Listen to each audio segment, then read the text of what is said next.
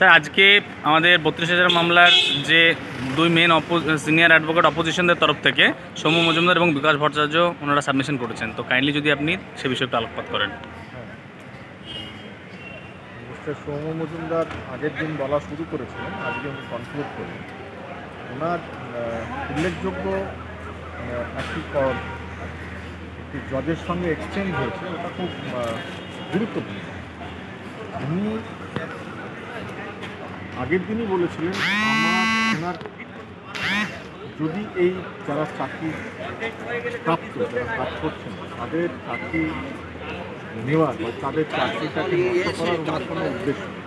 ওনার প্রাথমিক উদ্দেশ্য হচ্ছে যারা ওনার পিটিশনার তাদের জন্য চাকরির ব্যবস্থা, যে জজ যদি এখন নতুন কোনোভাবে সুপার নিউমেরি পোস্ট তৈরি করে বা কোনো এক্সিস্টিং মধ্যে তার যে ক্যান্ডিডেট আছে তাদের চাকরি দেওয়া, তাতে জজ সাহেব একটি খুব গুরুত্বপূর্ণ প্রশ্ন দিয়েছেন। বললেন এক জায়গায় আপনি বলছেন 32,000-এর চাকরি চলে যাওয়া উচিত, কারণ হচ্ছে আপনার অ্যাপটিটিউড টেস্ট বা ইন্টারভিউ হয়নি। আর দ্বিতীয়ত জায়গায় আপনি বলছেন অল্টারনেটিভ যে না, আপনি এদের চাকরি যেরকম আছে সেরকম চলুক, সেখানে আপনি বলছেন আপনার ক্যান্ডিডেটদের চাকরি দেওয়া। এইরকম দুটো একদম উল্টো মেরু যুক্তি দিয়ে একটা অল্টারনেটিভ সলিউশন পাওয়া খুব সম্ভব। ওনার মূলত আরও দুটো যে আর্গুমেন্ট ছিল, যে প্যানেল তৈরি হয়নি এবং প্যানেল পাবলিশ করা হয়নি। তাছাড়াও উনি বলেছিলেন যে যারা ট্রেন্ড ক্যান্ডিডেট তাদের 15 নম্বর ট্রেনিংয়ের প্রাপ্ত ছিল, তাই নিয়ে যদি অ্যাপটিটিউড টেস্ট নাও হয়ে থাকে বা ইন্টারভিউ নাও হয়ে থাকে তাহলেও তাদের চাকরি যায় না। তো তাই জন্যে ট্রেনদের নিয়ে এখানে চিন্তাভাবনার কোনো প্রয়োজন নেই। আনট্রেনদের মধ্যে উনি ইচ্ছুক নন যে সবাই চাকরি যাক। ওনার বেশি জোর ছিল যে যারা চাকরি থেকে বঞ্চিত হয়েছেন এরকম যারা ক্যান্ডিডেট, যারা ওনার পিটিশনার ক্লায়েন্ট, তাদেরকে চাকরি দেওয়া। এরপরে মিস্টার বিকাশ ভট্টাচার্য যিনি যখন শুরু করলেন এই বক্তব্যটা নিয়েই শুরু করলেন যে না, এখানে অ্যাপটিটিউড টেস্টের ইন্টারভিউ হয়নি এবং এটা সিস্টেমিক ফেলিয়ার এবং তার জন্যে সবাই চাকরি যাওয়া উচিত। উনি শুধু তা নয়, উনি এক এক করে যে ডকুমেন্ট ভিত্তিতে আর্গুমেন্টটা শুরু করলেন, উনি বলার চেষ্টা করছেন যে টেটের সময় থেকে, এই একটা 2014 টেটের সময় থেকে একটা পরিকল্পনা হয়েছিল যে এইখানে একটা ফ্রডুলেন্ট সিস্টেমে লোকেদের চাকরি দেয়।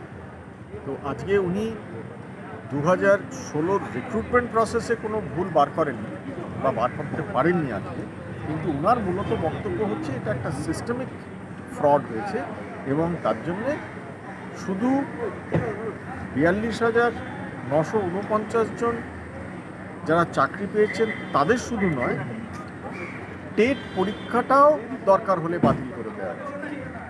তো তাই নিয়ে একটি অন্য মাত্রায় আজকে আর্গুমেন্টটা উনি নিয়ে গেছেন। আগামী দিন উনি আপনার নিজের আর্গুমেন্টগুলো কনক্লুড করবেন, এটা বিশ্বাস। তো নেক্সট দিন হচ্ছে 22শে সেপ্টেম্বর। আজকে যে বিষয়গুলো উনি আর্গু করেছেন মিস্টার ভট্টাচার্য, তা সেগুলো কি কোথাও রিট পিটিশনের সঙ্গে সামঞ্জস্যপূর্ণ না তা সম্পূর্ণ বাইরে, সেটা আপনার কি অপমান? এখানে আরেকটা যেটা উল্লেখযোগ্য সেটা হচ্ছে কিছু ডকুমেন্ট উনি হয়তো প্লেস করতে চেয়েছেন। যেরকম উনি একটা স্পাইরাল বাউন্ড একটা ডকুমেন্ট ছিল, 137 পাতার একটা কম্পাইলেশন ছিল, যেটা রিট পিটিশনারদের পক্ষ থেকে সিঙ্গল জাজের সামনে রাখা হয়েছিল।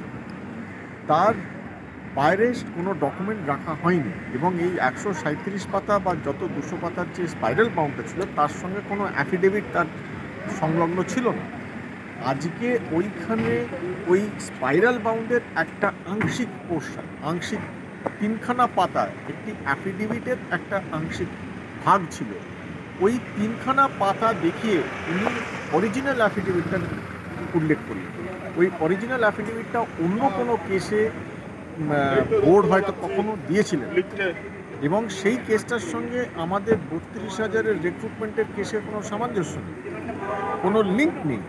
এবার তার জন্যে বোর্ডের তরফ থেকে এবং অ্যাপেলেন্টের তরফ থেকে সবাই এটাকে আপত্তি জানিয়েছে এবং জজ সাহেব বলেছেন যদি এই ডকুমেন্টটা গ্রহণযোগ্য না হয় তার জন্য আমাদের আর্গুমেন্ট করার একটা সুযোগ দেবেন।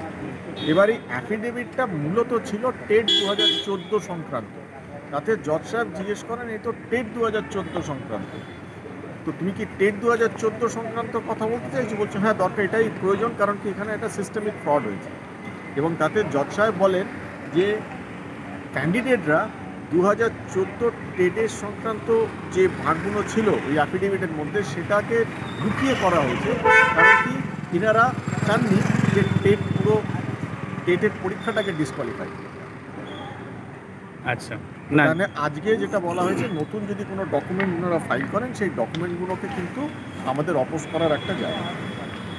আপনি যে জিনিসটা জজ সাহেবের কাছে রাখলেন সেইটা বিষয়টা কি ছিল?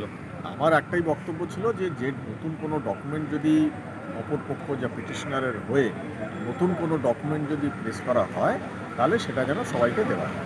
এবং সেটা নিয়ে জজ সাহেব অলরেডি অর্ডার পাস করেছেন যে কোনো ডকুমেন্ট যেটা উনি ফাইল করবেন সেটা যেন সবাইকে সব অ্যাপেলেন্টদের দেওয়া হয়। আচ্ছা, তাহলে আজকের বিগত যে কদিনের আমরা হিয়ারিং দেখলাম তাতে দাঁড়িয়ে প্রথম যে আপনার স্ট্যান্ড ছিল যে একটা পজিটিভ স্ট্যান্ড, তাহলে সেই জায়গায় দাঁড়িয়ে কি কোথাও গিয়ে সেটা ডেন্ট পড়লো? না, আমি এখনও পজিটিভ, আমি বরাবর পজিটিভ থাকি, সত্যের জয় হবে আমি বলে এসেছি। এবং আজকে চতুর্থ জন আর্জিউ করলেন, 4 জন 4 রকম পয়েন্ট। এটা কি এক্সপেক্ট করা যাচ্ছে যে পুজোর আগে এই আর্গুমেন্ট হয়তো ওদের পক্ষ থেকে শেষ হয়ে যাবে? যদি 22শে সেপ্টেম্বর যদি মিস্টার বিকাশ ভট্টাচার্য আর্গুমেন্ট শেষ করতে পারেন তাহলে ওনাদের তরফ থেকে আমি বলবো যে মোটামুটি সিংহভাগ আর্গুমেন্ট শেষ হয়ে যাবে। তাছাড়া যদি কেউ বলার ইচ্ছুক থাকে সেটা আমার জানা নেই, কিন্তু আমার দেখে মনে হচ্ছে এখন যেরকমভাবে যাচ্ছে 22শে সেপ্টেম্বরে পিটিশনারের তরফ থেকে যা আর্গুমেন্ট আছে ওটা কমপ্লিট হয়ে যাবে এবং তারপরে শুরু হবে কাউন্টার, তারপরে আমাদের রিজয়েন্ডার দেওয়ার সুযোগ এবং তারপর জজ সাহেবের অর্ডারের পালা। Hope for the best. একদম আনপজিটিভ। Thank you very much.